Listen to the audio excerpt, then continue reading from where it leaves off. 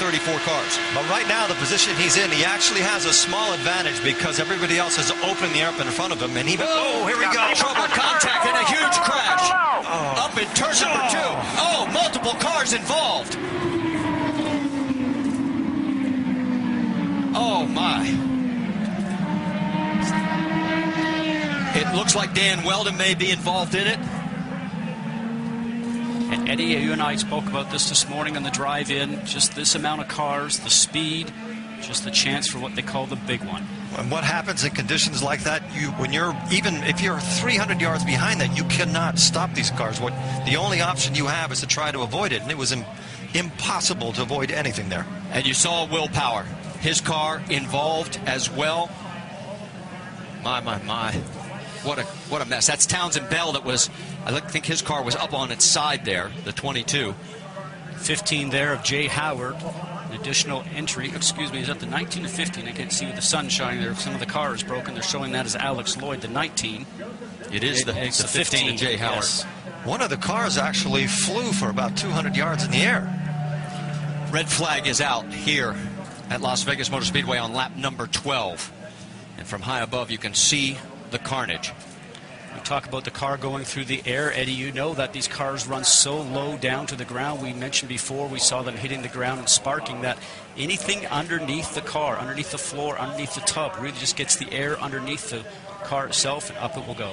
We saw J.R. Hildebrand out of his car. There is Dario Franchitti. Somehow he managed to get through the carnage, but There, guys, I mean, there's just nothing I can do.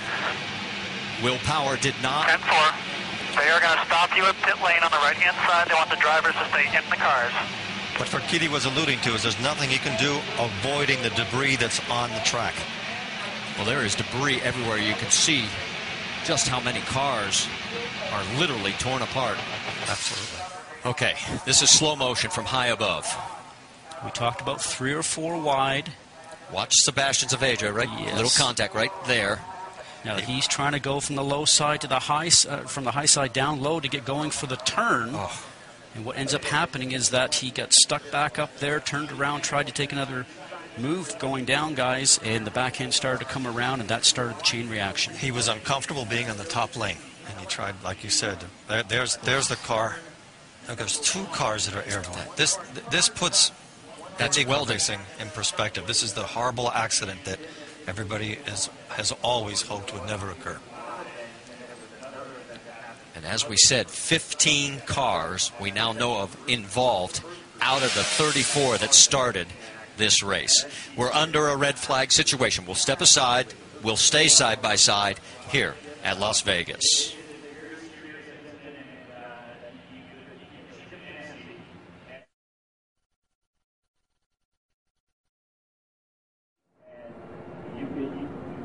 And all the action starts up front, Marty. As you know, we just mentioned it's very difficult to try and avoid it. And as Dario was mentioning, he's just looking forward, trying not to hit the car that's in front of him or subsequent cars that are there. And luckily for him, he got through before everything started to go just upside down. But it's also where you position yourself on the track. He was Patrick. Exactly what happened in this 15-car melee. And Eddie, as we know, when you're driving along at these speeds, you're going the length of a football field in less than a second. So if something happens in front of you, you can never have enough reaction time. It's impossible. You have no time to do anything. What happens maybe is just a small miscommunication between 2 drivers. Somebody spins and you have... Eddie, as you know, we talked about it a moment ago, it's just reactionary time, and you hope that there's a clear path for you to go through. Now, as we see the car starting to touch and go airborne, as a driver, you're looking for a clean hole, but sometimes when you get to that clean hole, it is then filled with other cars or debris. But for